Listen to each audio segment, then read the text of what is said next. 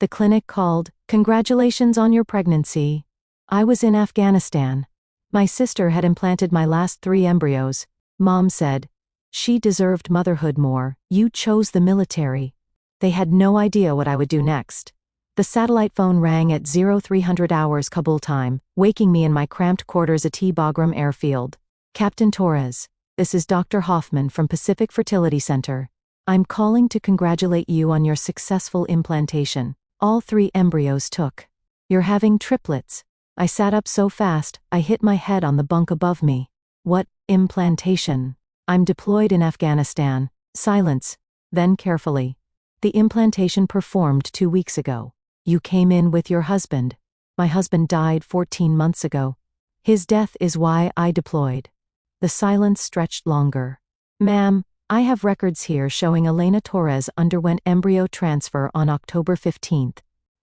My name is Captain Maria Torres. Elena is my sister, but the embryos were from Maria Torres's IVF cycle. Those are my embryos. From before my husband died, the only genetic material I have left from him." I could hear papers shuffling, panicked creeping into his voice. "The authorization signatures," the ID presented.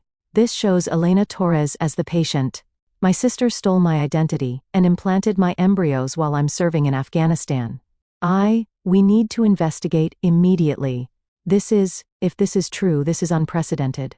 I hung up and immediately called Elena. It was pregnant with my embryos. The pause told me everything. Then defensive.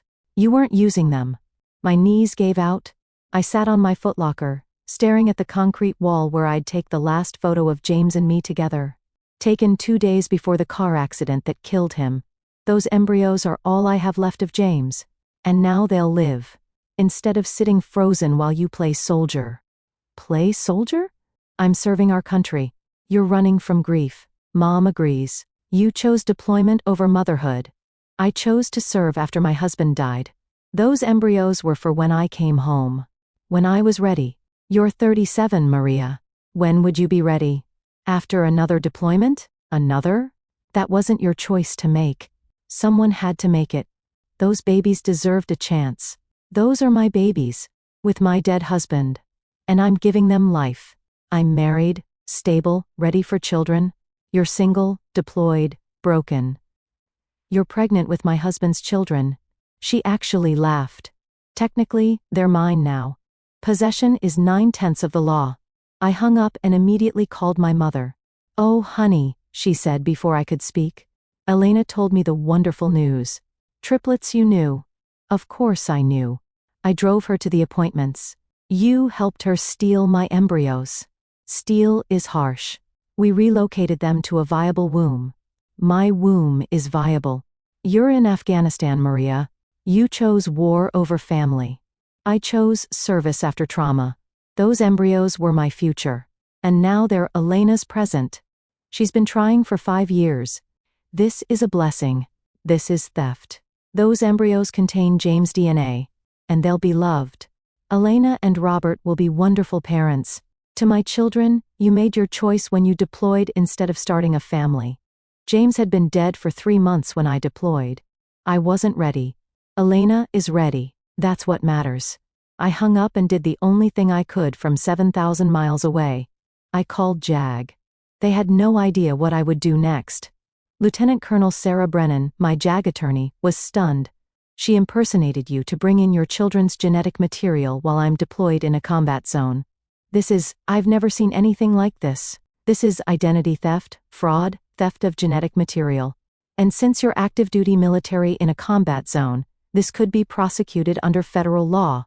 Can we stop the pregnancy?" She paused. "Legally, we can prosecute the crimes. But the pregnancy, that's complicated. She's carrying them. No court will order termination. So my sister gets to have my babies? We can fight for custody based on the theft.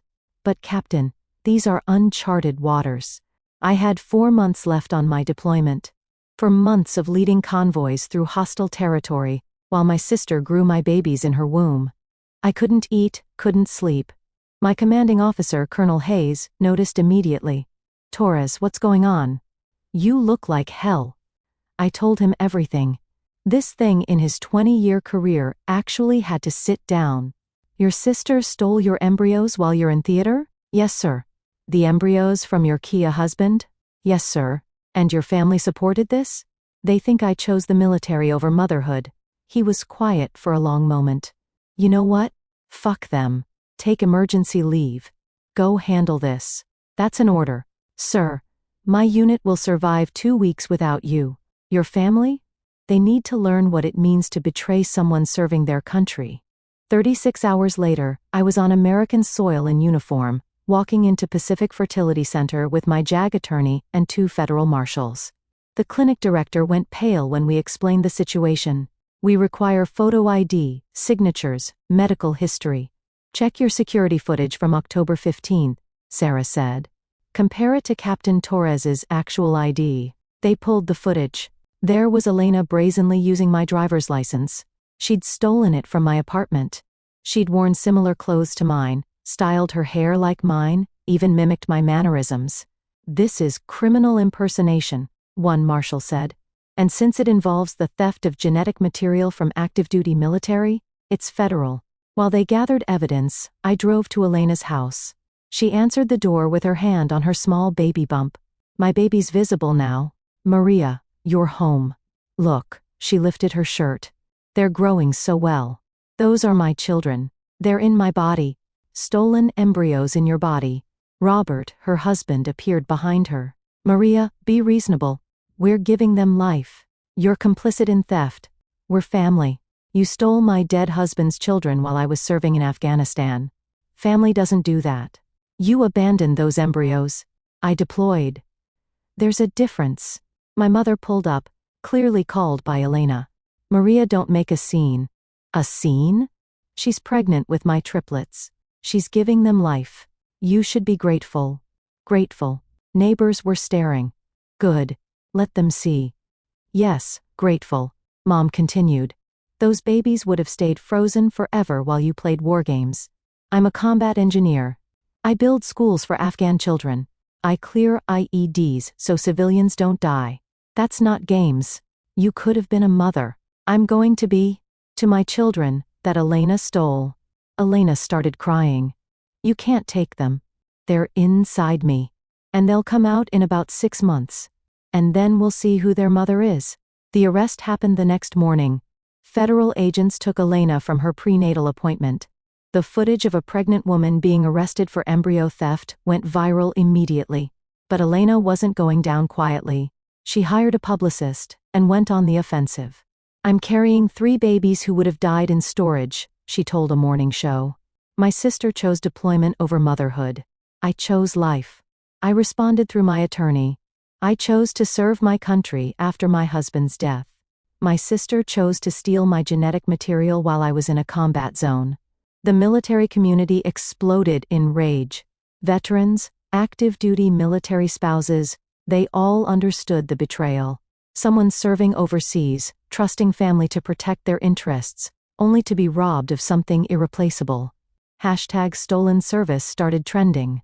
Stories poured out about family members taking advantage of deployed service members, stealing money, property, even identity. But embryos? That was a new level of violation. The legal battle was complex. Elena argued possession, that the babies were hers now. I argued theft. That stolen property doesn't become yours just because you're hiding it in your uterus. The judge's preliminary ruling was groundbreaking. While the court cannot and will not order termination of the pregnancy, the genetic material was obtained through fraud and identity theft. The embryos and resulting children legally belong to Captain Torres. Elena screamed in court, I'm carrying them. I'm suffering morning sickness. I'm giving birth to children that aren't yours, the judge responded. You stole genetic material. That you chose to implant it doesn't make it yours. But the pregnancy continued. I returned to Afghanistan to finish my deployment, knowing Elena was growing bigger with my children every day. She posted weekly bump photos on Instagram with captions like "My miracles" and "So blessed to be their mother." I had my unit's IT specialist help me create my own account at Actual Mother. I posted Elena's arrest records, the court documents, the fertility clinic footage showing her fraud. My caption, The woman claiming to be mother to her triplets is actually pregnant with embryos she stole from me while I was deployed to Afghanistan. Those babies contain my DNA and my deceased husband's DNA. She's an incubator for stolen goods. The battle lines were drawn. Elena's supporters, mostly people who didn't understand the full story against the military community and anyone who understood bodily autonomy. Then at 28 weeks Elena went into premature labor. I was on a convoy when the Red Cross notification came through. Emergency leave approved again. I made it to the hospital as Elena was being wheeled in for an emergency C-section. She saw me and screamed, "You can't take them. I'm their mother. You're their aunt." They're a man. 2 boys and a girl. Tiny but fighters like their father had been. Elena had named them. I unnamed them immediately, giving them the names James and I had chosen years ago. Matthew James, Michael David, and Sophia Marie. Elena tried to breastfeed. The hospital, aware of the court order, wouldn't let her. "Those are legally Captain Torres's children," the head nurse told her. "You have no parental rights. I gave birth to them. After stealing the embryos, that doesn't make you their mother." The next weeks were hell. The triplets in NICU, Elena refusing to leave the hospital, filing emergency injunctions, claiming maternal bonds. Her lawyer argued surrogate rights. My lawyer shut it down. Surrogates consent beforehand. Miss Elena Torres stole genetic material and implanted it without consent. She's not a surrogate. She's a thief. The final ruling came when the triplets were 2 months old and ready to leave NICU. Full custody to me. Elena had no rights, not even visitation. "You can't do this," she sobbed. "I carried them. I gave birth. You stole them," I said simply.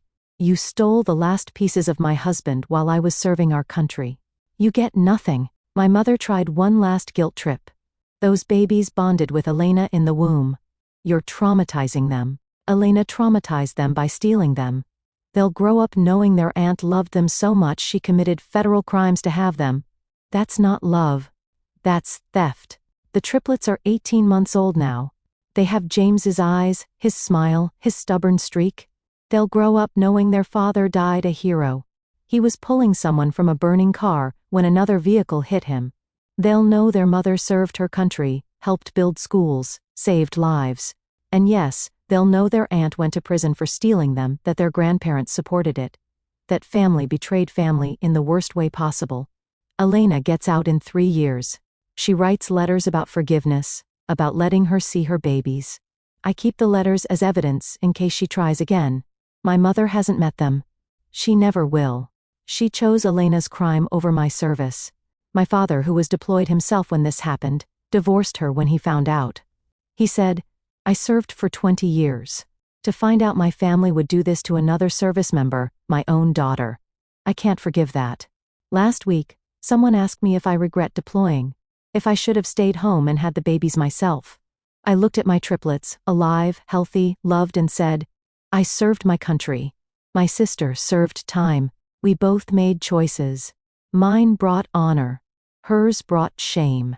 My children will know the difference. They had no idea what I would do next. Now the whole world knows. You don't steal from deployed service members. You don't steal embryos. You don't steal someone's last chance at their deceased spouse's legacy." Elena wanted to be a mother so badly she committed federal crimes. Instead, she became a cautionary tale about what happens when you confuse wanting something with deserving it. The triplets call me Mama. They'll never call her anything at all.